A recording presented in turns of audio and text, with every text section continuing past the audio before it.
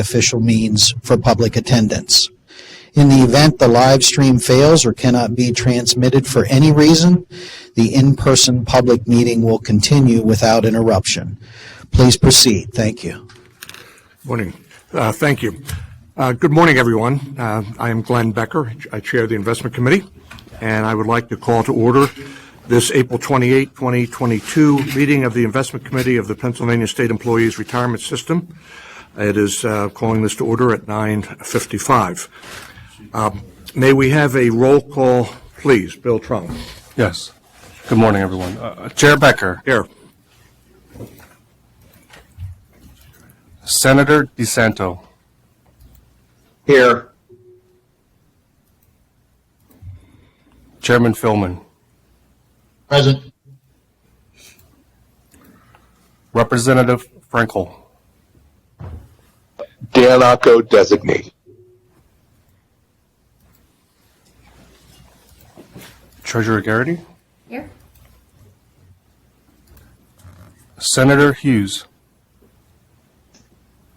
Matt Lindsay on behalf of Senator Hughes. Representative Schemmel. Here. Ms. Soderberg. Here. Secretary Thal. Here. Secretary Vague, Alan Flanagan.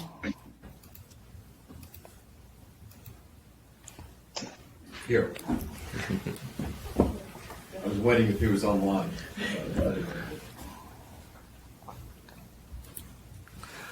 That ends the roll call. Oh. Mr. Jordan. Here. Sorry about that. Is that All present. all present? Thank you, Bill. First order of business is the approval of the minutes of the February 25, 2022 meeting of the Investment Committee. May I have a motion, please? So moved. Thank you. May I have a second? I'll second. Thank you. Second. All in favor, aye? Aye. Opposed, no? Aye. Motion carries. We have no old business today. Under new business, we have several items to cover. And at this time, I'd like to turn the meeting over to CIO Jim Nolan and the Investment Office. But please note for items 5A and 5B on the agenda, we will break for an executive session. And I think Jeff McCormick will make the official announcement of that. Thank you, Mr. Becker. Pursuant to Title IV, Section 1.50B8 of the Pennsylvania Code, an agency may conduct an executive session to review and discuss agency business, which, if conducted in public, will lead to the disclosure of confidential information, including, as in this case, the review of contractor qualifications, bids, or proposals submitted in response to a request for information for certain investment consulting services, which executive session discussion is authorized under the Sunshine Act. Thank you. Before we enter into executive session, please give us a minute to make a few technical changes here in the boardroom on your behalf. We will notify you when the appropriate changes have been successfully made and the Teams meeting attendees have been checked.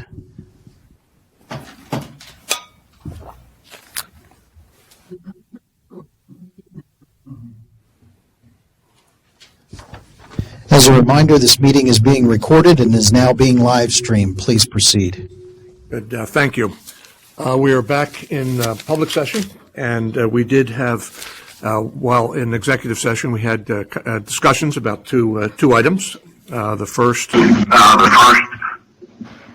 first was with regard to possibly retaining an independent third party to perform an independent calculation of the returns that are provided by CSRS sub-custodian BNY Mellon.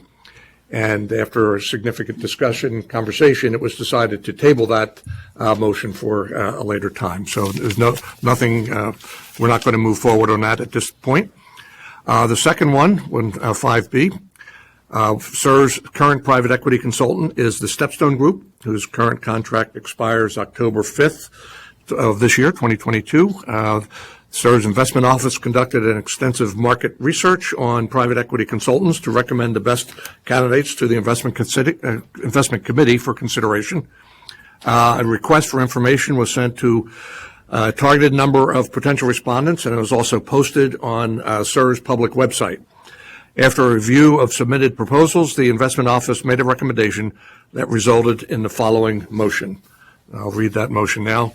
A motion is in order to recommend that the State Employees Retirement Board hire Stepstone Group LP to act as SIR's non-discretionary private equity consultant and provide administrative and back office support for SIR's defined benefit investment portfolios subject to successful completion of contract negotiations and execution and delivery of closing documents by all parties, including required Commonwealth legal approvals within 6 months. May I have a motion, please? So moved. Thank you. May I have a second? I'll second. Second. Thank you. Okay, we have a motion and a second. Any further discussion on this topic? If not, we will move to a roll call vote. Bill, please. Yes, thank you. Chair Becker, Aye. Yes. Senator DeSanto. Aye. Thank you. Chair Philman, Aye. Mr. Ocko on behalf of Representative Frankel. Aye. Treasurer Garrity, Aye. thank you. Mr. Lindsay on behalf of Senator Hughes. Aye. Mr. Jordan, Aye. Representative Schemmel, Aye. thank you. Ms. Soderberg, Aye. thank you. Secretary Thal,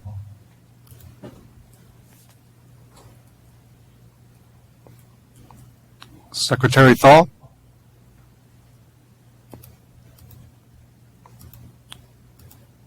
Mr. Flanagan on behalf of Secretary Vague. Aye.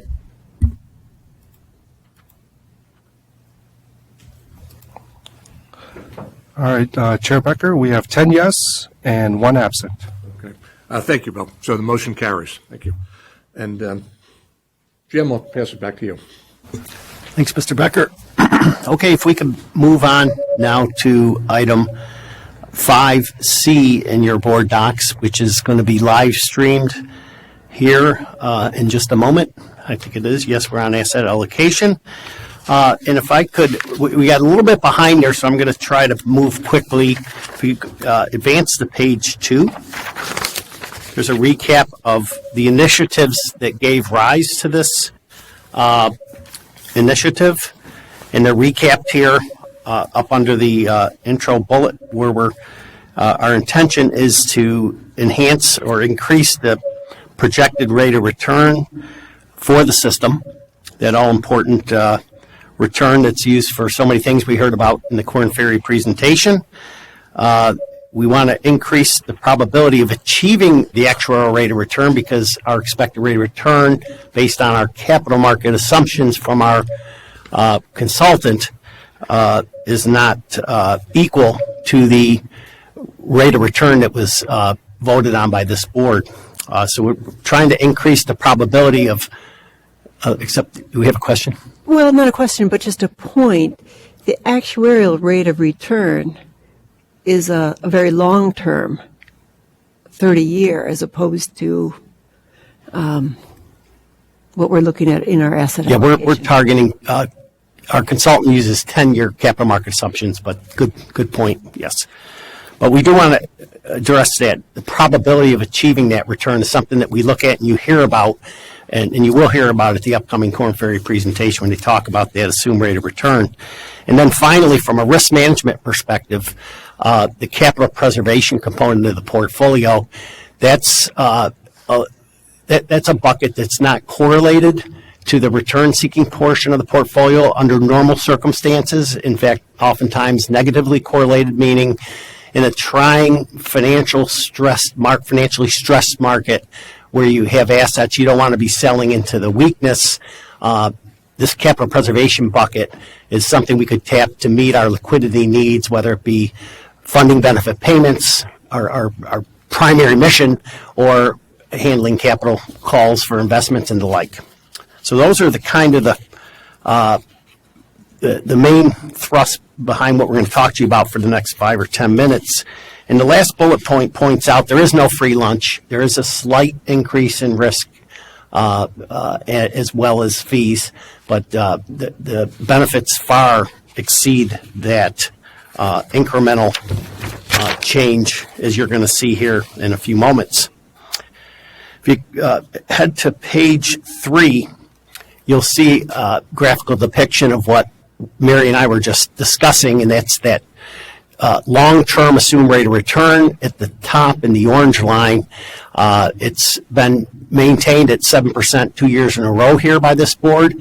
I came into the system as CIO at that bottom point where we were at 605, and our executive director at that time expressed interest in just updating. Kellen had done an update with our capital market assumptions and so forth, so we took a look and see if there was any opportunity to enhance that. And you can see we did make a recommendation in the middle of last year, and you all supported that and took our expected return from 605 up to 622, with the understanding we were going to do a deeper dive with all 3 of our consultants, Kellen, Stepstone, and NEPC, and it's on public markets, private markets, and real estate respectively. And we have done that collectively over the last couple of months and worked in conjunction with the committee chair and looked at a lot of alternatives, and we think we've come up with an opportunity here that we want to present here to you today. If we advance to page 4, that page is a recap of the benefits that we are viewing from this analysis here in green. Red is, like I said, there's a slight change in risk in fees. But if you start at the top there, the projected return, as that graph just showed us, would advance by 9 basis points. The second bullet point, your probability of achieving that actuarial assumed rate of return, the 7%, increases to 43.9 from 42.9. It's a move in the right direction. It's not 100%, but it's definitely in the right direction. The third point is the capital preservation I had talked about. We currently have enough assets in that bucket to cover 7.5 years of net benefit payments. What are net benefit payments? We pay out X in benefit payments a month, roughly $300 million. We have contributions coming in from employers, employees, and we have that variance to make up every month. So this calculation solves for that, making up that difference over time, and it's currently enough to cover 7.5 years. What does that mean? We could have a protracted period of financial market stress where our return-seeking portion of the portfolio, opposite from the capital preservation, would be depressed. And we wouldn't want to sell assets at that point because of the potential for the assets coming back, and most importantly, the compounding effect over decades that you lose from selling at the bottom in any one. It's really a bad thing to do, sell at the bottom. So this gives us comfort. This analysis that we put together for you, these recommendations that we worked with the consultants on, gets us up to 8.9 years of net benefit payment coverage. So it gets us even a better place. So this is kind of a win-win. We're picking up some expected return, and we're covering more of this risk, this significant risk, and making sure that we can satisfy our benefit payments on time. And then the next bullet talks about the volatility, which is an annual volatility, small amount there, increasing, as well as the fees by 1 basis point. So we view the trade-off, again, there's no free lunch. Pick up 9 basis points in excess return. You have to pay a basis point for it, so be it. So decent trade-off there. And another important point we wanted to make, even though the private markets, if you look in the appendix at the capital market assumptions provided by Callan, our general consultant, you'll see that our highest returning category is private equity. We're not asking to increase that. We're maintaining our exposure to these less liquid assets at 25% of the plan. So that's an important point to make. We're increasing the return, but we're not increasing our total exposure to that bucket. So where is this coming from? So really the bulk of the increase in the return came from work under the hood from both the private market and the real estate consultant. Historically, there'd been more of a siloed approach here at CSRS. We've been working more holistically now as an organization. So what happened was in each of those segments, they sort of had their own little capital preservation bucket. And that was at the expense of return. So when we took a look from the high level with the general consultant about perhaps we've solved for that capital preservation bucket. We've increased it significantly. Do we really need to give up return under the hood in private equity, private credit, and real estate? No, we're already, that's like doing it twice. So we thought, let's model this out. And they did several iterations, both the private markets consultants, NEPC and Stepstone, and came up with what they were comfortable with. And then we'll recap the summaries that came from both of them. But at this juncture, I said a lot. I just want to take a breather here and see if anybody have any questions or need any clarification thus far. Good to go. I must have done a decent job then. Okay. If we could now advance to... Jim? Oh, sorry. Representative Schemmel? Thank you. Sure. Thanks, Jim. I think the committee well knows my own hesitancy on private equity markets. And one of the things you said, I would like some clarification. You said, we're not increasing our exposure, just increasing our returns. But when I look at this, and I know you're going to go over the risk component of it next, but I assume we are increasing our risk on what are already considered to be more highly risky investments. So that although the percentage of our total portfolio that's dedicated to private equity isn't increasing, the riskiness or volatility of that same block or component is. So that does seem to me like a significant, or could be a significant increase in riskiness and in exposure to our overall portfolio. So am I missing something there, or is that just my own take on that? Thanks. No, I think there's just some classification that occurred in the past. Again, from the CIO turnover that occurred, you had a category called... Sorry, I can't hear. Okay, is that good now? Yes. Yeah. Sorry about that. I think what's happened over time, Representative, there's been a number of shifts in strategy. And this bucket was brought in on multi-strategy. It caused some confusion, and from that had a component for private credit. Those were changed, and we ended up with this private credit bucket. So private credit, while it could have a place in a portfolio, we really don't view it as a specific need based on the analysis that we conducted with our private consultants as well as our general consultant. We think we've addressed the liquidity needs for the system with this capital preservation bucket. So what was happening with that retention of that component of the multi-strat category, it was causing us to maintain an exposure in something that was already addressed in the system at the asset allocation, and that is providing liquidity in periods of financial stress. In fact, like I said, we increased that significantly by almost a year and a half. So why do we want to allocate less liquid exposure and take that illiquid path of returns? Still, private credit is somewhat shorter than private equity.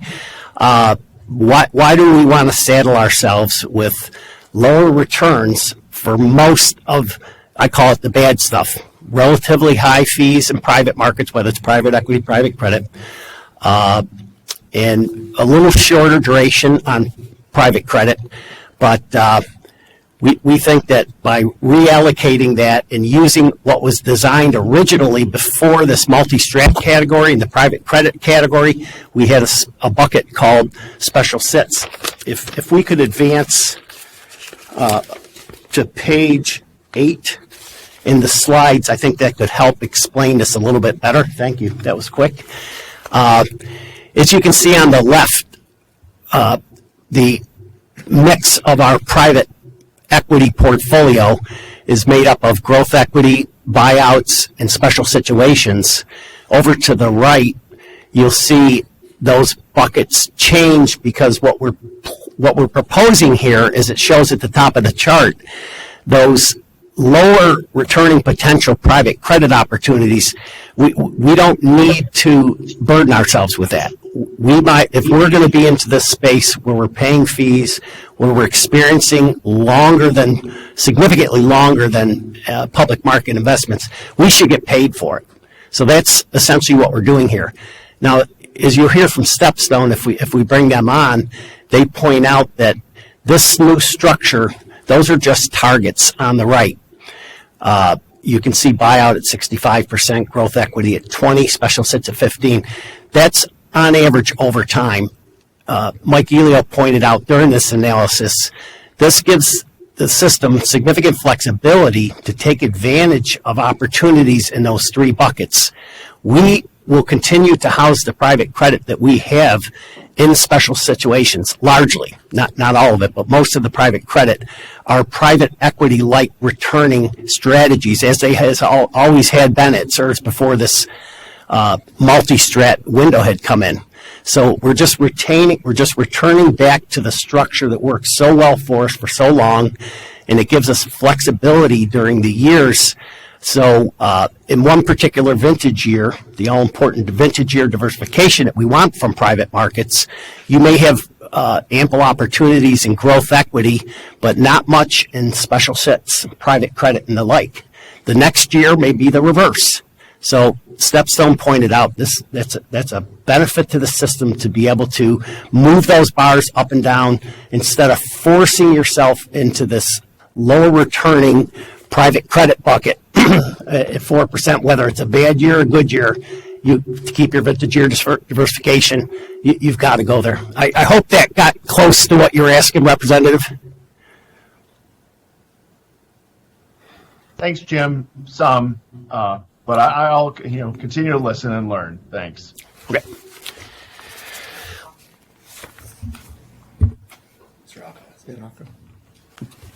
Daniaco is next. I think Representative Schemmel, you actually asked a very good question, and to me, and Jim, please feel free to correct me, and I'm happy to have Stepstone. When we're investing in private equity, the people, our managers, are actually buying a part of the company.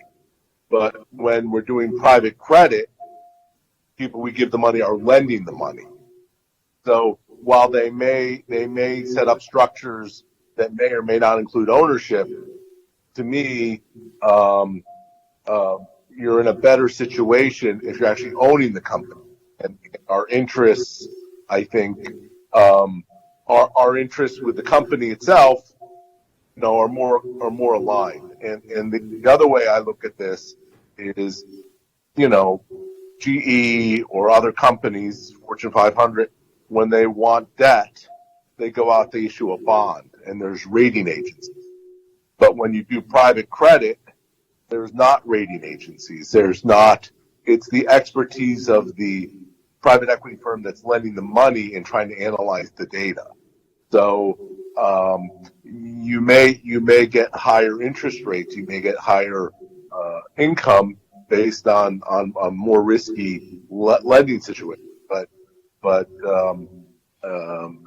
in the past, in general, I've raised concerns about private credit. So if it's a choice between private credit and private equity, I think at least from a sharing the same risks or having our interests aligned, I'm more of a preference for private equity. But I'd be happy to hear, Tim, your view on this, or Stepstone, or even Callan on the general issues of the alignment of interests. Certainly that'd be something we could do. Is Mike Elio present to address that question? Yeah, I am. Sorry, I was trying to get my camera on. Yeah, I mean, look, when it comes to underwriting a private equity deal or a private credit deal, you're still underwriting the exact same company, right? And the same projections and the same expectations you have with that investment. You just have certain protections being higher up in the capital stack than equity when you're in private credit. But I think, I don't know, I was being quiet because effectively you were doing an advertisement for the reason why you have consultants like us, because choosing the right manager is all how you mitigate risk in investing in these assets. So, but if we get back to what we're talking about here, it's really just putting that special sits private credit bucket back in with the overall portfolio, which is what we've had before. And I will say it allows you to dynamically change with opportunities. Just to give you an example, distress, right? People have been talking about distress for a long time. If we had a very rigid allocation to distressed over the last 10 years, we would have been throwing a lot of money at something that just didn't actually happen. Whereas now, to Jim Nolan's point, we have the ability to pivot within our special sits for what the opportunities are at that given time. And yes, you may be adding in an aggregate way a slight bit more risk on the private equity side, but yes, you do have more control. And yes, you can put in a lot more covenants to make sure that you're protected from anything that those companies do. So I guess that's a long way of saying, yes, I agree with you, but I think this proposed structure makes a lot more sense for the portfolio. And if you actually look at some of the investments that we put into that special sits bucket when it was part of your private credit, a lot of those would fit in the private equity portfolios of many of your peers around the country, just because of the return profile that you've gotten from those assets. So Stepstone is clearly supportive of this proposed structure. Thanks, Mike. I think Alan's next. I would also just note for folks as well, too, if you look at the most recent monthly update that Bill Trong sent around to the board, our current private equity exposure is 16% in terms of the actual assets that we own. So in some ways, it's not necessarily that this will fundamentally change, drastically the way in which the dollars are currently being managed or the direction that we're heading, but it's kind of a reclassification that's more consistent with how the money's actually being managed already, it would seem. So just throw that out if it's helpful for folks. Well, that's a good point, Alan. And while you're on that topic of the exposure, as Stepstone was modeling this out, this combined structure, this 4% private credit, just combining the two and getting the best private credit opportunities and investing in them, that we'll still do that.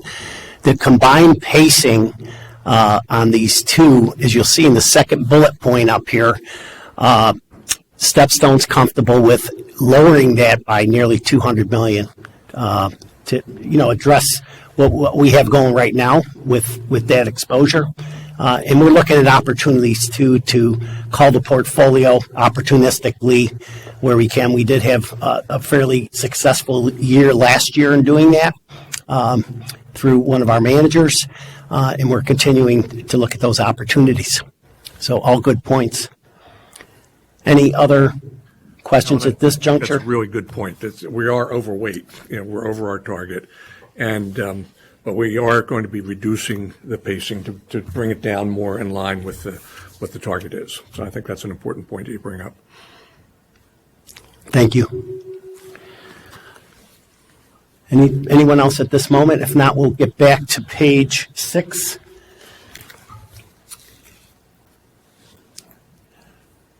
So we jumped ahead and did there were two prongs for this recommendation. One was the private market, so we've addressed most of that already. We still have another component of that with real estate, but coming back to the public arena. When we did our analysis, we also observed a few things, as you can see up here in this chart. in red, those are areas that we're looking at recommending trimming our exposure to. Small caps, micro caps, the highest risk in the public markets. We're overexposed to those as we sit here today, so we're recommending getting that back in line with the benchmark. We don't feel here at the investment office, I don't think Callan's would support of just having an overweight in these areas embedded into the system, maybe tactically underweight and overweight from time to time, but to have a embedded constant overweight didn't appear to be necessary at this juncture. The lower part of the chart addresses fixed income. And again, we have a number of security line items there where they do bring us, as we're finding out here with interest rates rising, inflation, unexpected inflation appearing, we do have a fair amount of exposure into duration. Again, we're out of our benchmark weight. Is that our intention? As we took a look at this, we said, no, we don't want to have an intentional overweight to duration or credit. Back to that credit argument, treasuries are one thing, credit investing is another. Interest rates drive treasuries largely. Credit is more tied to the economic cycle, at least in the high yield area. So we have some of that exposure, and we think that we can mitigate some of the risk by just pulling back and mimicking our benchmark with our fixed income portfolio. So that would entail combining several of these components back into the benchmark, of which they are part of it, but we have unintended underweights or overweights in those segments. By combining them back into the index, you eliminate active management fees and you eliminate unintended over and underweights. We can simplify the fixed income structure this way. Callan's going to do some additional work for us on fixed income, where they do feel there's some opportunities and active strategies, for example, but we want to clean the portfolio up, so to speak, simplify it, get it in line with the benchmark, and that's what we are proposing to do here. That would take our duration risk down some, our credit risk and volatility, just get back in line with the benchmark on that, and then we can get focused on what we do best on an ongoing basis. Any questions on the public market side? It's fairly straightforward. Okay. With that, if we could advance back to where we were on page 8. Now that we have covered that, this is a fresh view at it. Again, all we're talking about doing here, not increasing this illiquid segment of the portfolio, counterintuitive as it may be, because it's the highest returning, just optimizing it to maximize the return for the illiquidity and the exposure that we've put into the plan, make sure we're getting paid for it. It's kind of how we're looking at this. Okay, if we go to page 9,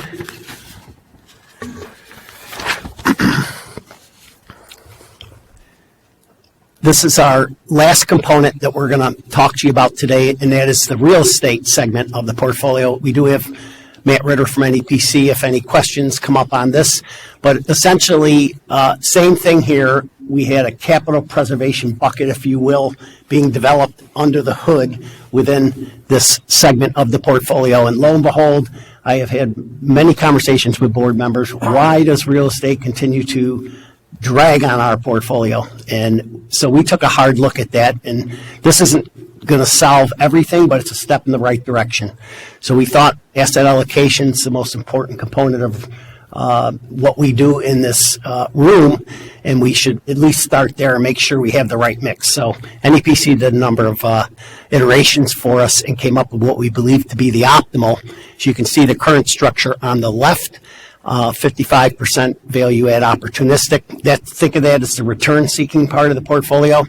And then the lower half, core plus, I wouldn't call that capital preservation, but it's more capital preservation because it's got a significant income component, but it doesn't seek to increase the value of the property, so to speak. It's more The properties have been developed. They're in place. We're collecting rents, maybe increasing rents, some minor upgrades, but kind of running existing properties.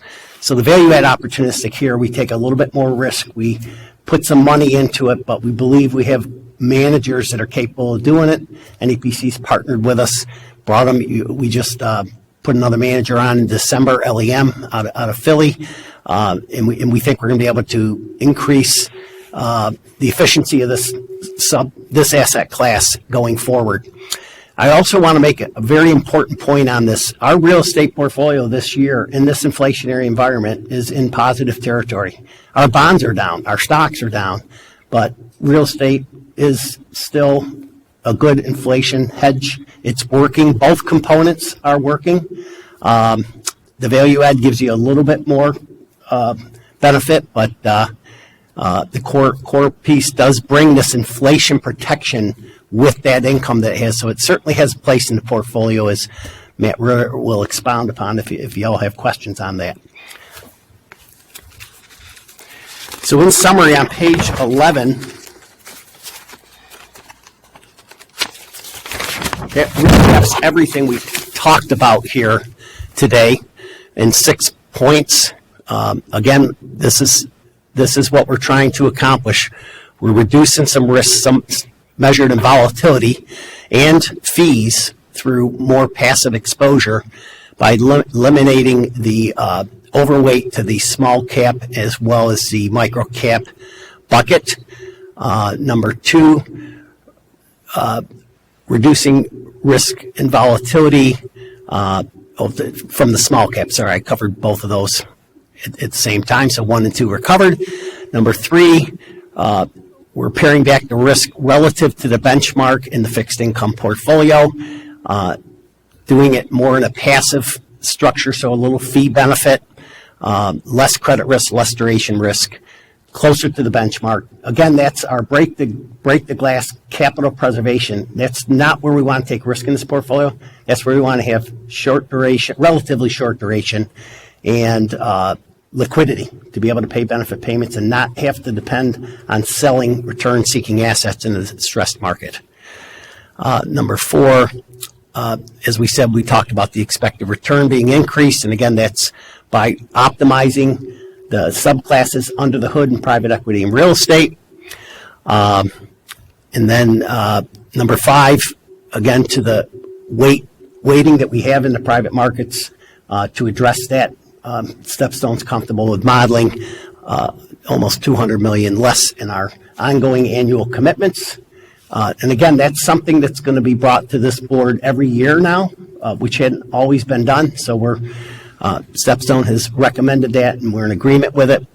And then the last point there is on the real estate portfolio that we just went through. So with that, if there's any other questions, comments, or requests from our 3 consultants who are all ready and willing to address any questions.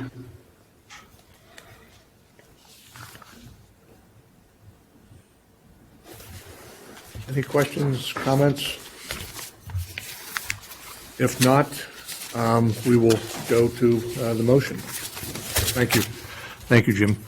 So let me read the motion. Motion is in order to recommend that the State Employees Retirement Board adopt the Enhanced Asset Allocation Policy and approve the corresponding updates to the SERS Defined Benefit Plans Investment Policy Statement, which are in the attached meeting material entitled DB Plan IPS Update, April 28, 2022 PDF. 2, delegate authority to the Chief Investment Officer to 1, reallocate fixed income portfolios to comply with the Enhanced Asset Allocation Policy.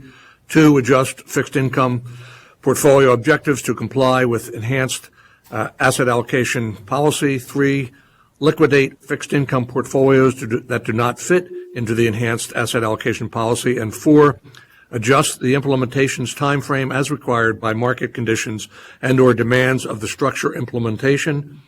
The Chief Investment Officer shall receive concurrence from the Board's General Investment Consultant prior to executing any action delegated by this motion. Notification of all implementation actions shall be provided at the next regularly scheduled investment committee or board meeting, respectively. May I have a motion, please? So moved. Thank you. May I have a second, please? Second. Thank you. We have a motion and a second. Any further discussion? Okay. May we have a roll call vote, Bill, please? Yes. Chair Becker. Aye. Senator DeSanto. Aye. Thank you. Chair Philman. Aye. Mr. Occo on behalf of Representative Frankel. Aye. Thank you. Treasurer Garrity. Aye. Thank you. Mr. Lindsay on behalf of Senator Hughes. Aye. Thank you. Mr. Jordan. Aye. Thank you. Representative Schemmel. Aye. Thank you. Ms. Soderberg. Aye. Thank you. Secretary Thal.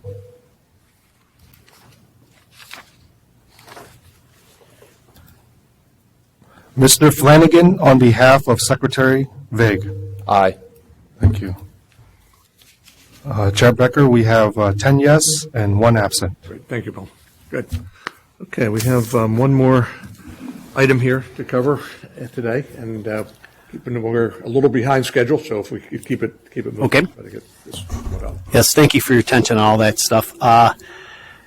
The next item is under 5D. Jared Snyder is going to take us through that. Jared joined us 2 years ago now, I think, from Charles Schwab's Loss, Our Gain. But Jared's going to walk you through the updates to the investment policy statements, and there'll be motions. Now, these were talked about in a previous meeting, and there were some requests and input from various board members that have been taken into consideration. We think we have everything addressed here, and we're just formalizing and getting these into the minutes. So, Jared, please take it away. Thank you, Jim. All right, thank you. If everybody would turn to slide 4 on the live stream presentation, please. Like Jim said, this is simply some housekeeping items that we did discuss last December, and we came back with some enhancements. But just to cover briefly, both the defined contribution investment policy statement along with the deferred compensation investment policy statement were updated to remove the defined contribution committee and assign those responsibilities to the investment committee now. So those were the two changes to those policies. And then if we slide down to slide 8, we also updated the investment manager policy statement. Some of the changes there include just removal of a peer group if one does not exist for an evaluation. The other one is the watch list. So Treasurer Garrity had brought up if that was able to be made public. We did discuss it with our legal team along with our consultant and decided that we would provide a scrubbed down version of that policy that would be made public along with our quarterly materials. So that was a good addition. And then last, we also updated the evaluation list to include termination of managers if they've been on the watch list for longer than 12 months, that we would come back to the board with a recommendation. That way that they're not sitting there for years at a time with nothing being done. So those were the changes that we recommend implementing. Thank you. Any questions? In the defined contribution one, Bill, that was a fallout from we eliminated that committee, right? And so those duties were... They were transferred from the DC committee to the investment committee. That's correct. So that's largely, okay. Okay. Unless there's questions, comments? Did we cover all three? Did we cover investment monitoring too, or is it, we have?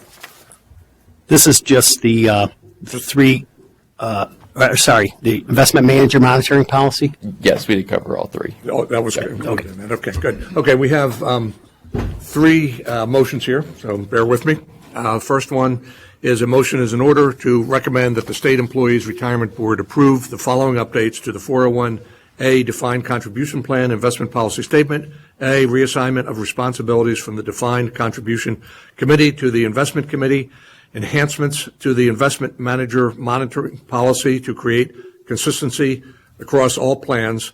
The revised document is in the attached meeting material, entitled 5D, SIRS Defined Contribution Plan Investment Policy Statement, Attachment A. I guess we need to vote on, do these each individually, I guess, yeah. So for this, could I have a motion, please? So moved. So moved. Thank you. May I have a second, please? May I have a second? Second. Thank you. Second. Okay, we have a motion and a second. May we have a roll call vote, please, Bill? Chair Becker, Aye. Senator DeSanto. Aye. Thank you. Chair Philman, Aye. Mr. Ocko on behalf of Representative Frankel. Aye. Treasurer Garrity. Aye. Mr. Lindsay on behalf of Senator Hughes. Aye. Mr. Jordan. Aye. Representative Schemmel. Aye. Ms. Soderberg. Aye. Secretary Thal. Mr. Flanagan on behalf of Secretary Vague. Aye. We have 10 yes and 1 absent. Great, thank you, Bill. Okay, the next motion, is in order to recommend that the State Employees Retirement Board approve the following updates to the 457B Deferred Compensation Plan Investment Policy Statement. A, reassignment of responsibilities from the Defined Contribution Committee to the Investment Committee, and B, enhancements to the Investment Manager Monitoring Policy to create consistency across all plans. The revised document is in the attached meeting material entitled 5D SIRS Deferred Compensation Plan Investment Policy Statement, Attachment B. So moved. Thank you. May I have a second, please? Second. Second. Thank you. Second. We have a motion. It's been seconded. May we have a roll call vote, please, Bill? Chair Becker. Aye. Senator DeSanto. Aye. Chair Philman. Aye. Mr. Ocko. Aye. Treasurer Garrity. Aye. Mr. Lindsay. Aye. Mr. Jordan. Aye. Representative Schemmel. Aye. Ms. Soderberg. Aye. Secretary Thal. Mr. Flanagan. Aye. We have 10 yes and Okay. 1 absent. All right, thank you, Paul. You're welcome. Okay, a third motion is in order to recommend that the State Employees Retirement Board approve the updates to the Defined Benefit Plans Investment Manager Monitoring Policy, which updates are provided in the attached meeting material entitled 5D SIRS DB Investment Manager Monitoring Policy, April 28, 2022 PDF. May I have a motion, please? So moved. Thank you. May I have a second? Second. Thank you. We have a motion and a second. May we have a roll call vote? Chair Becker. Aye. Senator DeSanto. Aye. Mr. Ocko. Aye. Treasurer Garrity. Aye. Mr. Lindsay. Aye. Mr. Jordan. Aye. Representative Schemmel. Aye. Ms. Soderberg. Aye. Secretary Thal. Mr. Flanagan. Aye. Bill, you forgot me. Chair Philman. Aye. Chair Becker, we have 10 yes and 1 absent. Great, thank you. Okay, Jim, any further? comments on here? Yes, if you look at 5E on board docs, there's 4 items in there. The asset allocation report that we provide each meeting. The funds and recommendations were revised and distributed, previously distributed December meeting, so we had some revisions on. And so we wanted to bring those to your attention, just bringing them up to speed with everything we've been doing in terms of the asset focus, asset allocation focus, et cetera. And then annually, we provide the public markets contract amendments. So that recap is in there again for your convenience. Nothing we need to go through here at the meeting.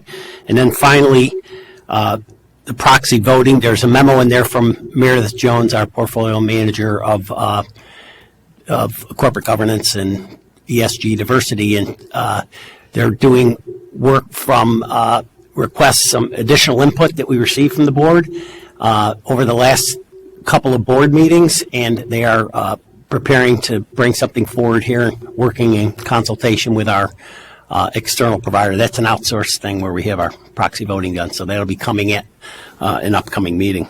And with that, I think, Bill, did I miss anything? Good to go. Okay, Chairman. Good. Thank you, Jim.